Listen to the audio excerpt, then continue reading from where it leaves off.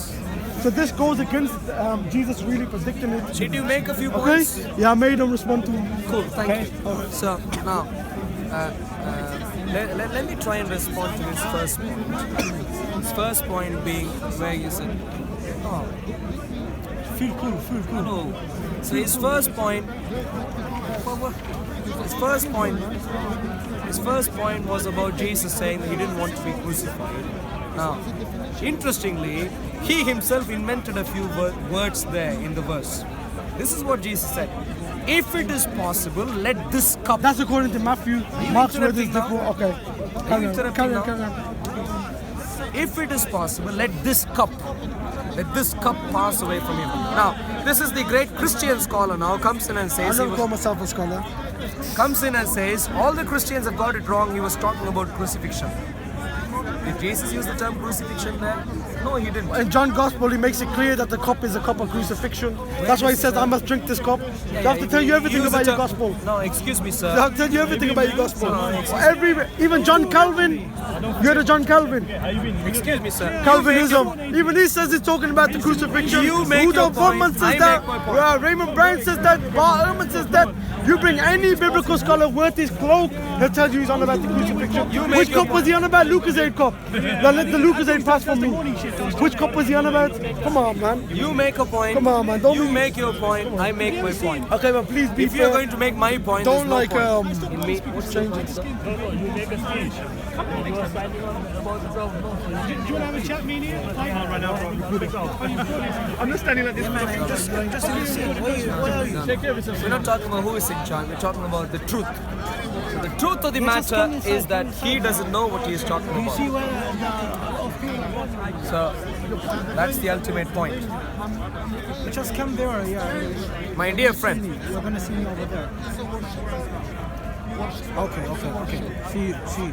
You're going to respond to my my dear points. friend, to you. Respond to my points. Excuse me. Don't interrupt. Please wait. Don't interrupt. You're gonna keep talking So him because I know I'm gonna leave. him saying Jesus was talking about crucifixion is incorrect. Jesus didn't use the term crucifixion there. He did not. So all the verses, In John's Gospel, Can I make my point? Okay, cool. So he does mention a cup of crucifixion. Everybody knows this. Any biblical scholar you read, John Calvin, of all people, John Calvin, who has a whole sect what Jesus named said. after him. Not So you what don't do John exegesis Calvin of the Bible.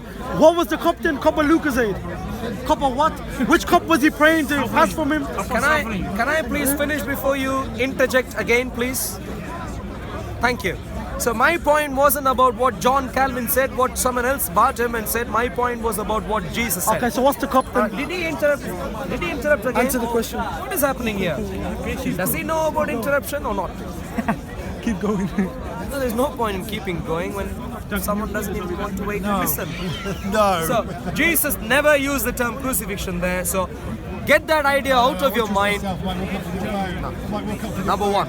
Number two. What's the cup then? Tell us. Is he interrupting again? Okay. Is he interrupting again? Correct him. No, all that I'd like to say I'm looking is at the bank Jesus card. did not use the term crucifixion here. Period. Now let's move on to my next point. Next point is this. This gentleman said,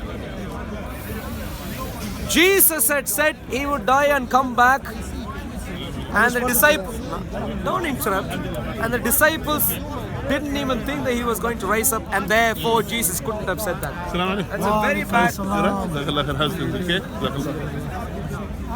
That's a very bad point. You didn't respond to what I said? It's a very bad point. Mona Hooker in her book, Jesus and the Servant, she mentions that this proves he never made those predictions. Rudolf Bortman says the same thing. Your own scholars doubt Jesus made these passion Excuse me, predictions. I am here speaking for because myself here. yes, and I don't know who you speak for, but I'm speaking for if me. Jesus made a prediction he would die, you'd think his disciples would know, wouldn't they? But no one has a clue. Read Luke chapter 24. Peter calls it nonsense. Go to the grave wondering what happened. No one knows Jesus said he's going to rise on the third day or die or anything. What's going on? So please answer that point. So, one of the gospel writers in the Gospel of John answered that point pretty clearly, pretty obviously in early part of his gospel. It says, Jesus said, destroy this temple and I will build it up in 3 days. And the writer clearly says, but we hadn't understood this. So it's not a... So Jesus says, I'm going to die, be killed in Jerusalem and raise up on the third day. What's there to misunderstand? I will die in Jerusalem and raise up on the third day. The disciples didn't understand what that means. Plain, and simple language. Speak for themselves, or are you going to speak for themselves John's not a disciple. Gospel of John is not a disciple. Get your facts straight.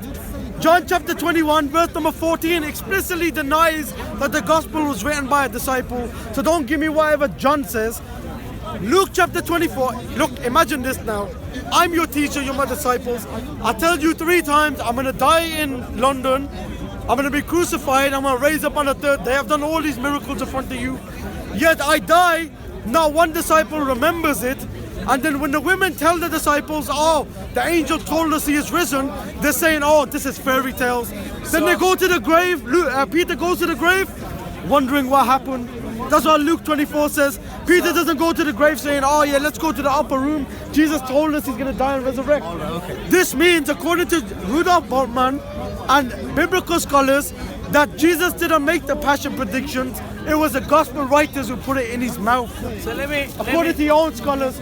And according to Matthew chapter 26, verse 39, John Calvin and Christian scholars, based on what Jesus says in the Gospel of John, that I must drink this cup of crucifixion, they know that the cup he was praying against is crucifixion. He weren't praying for the cup against a cup of water.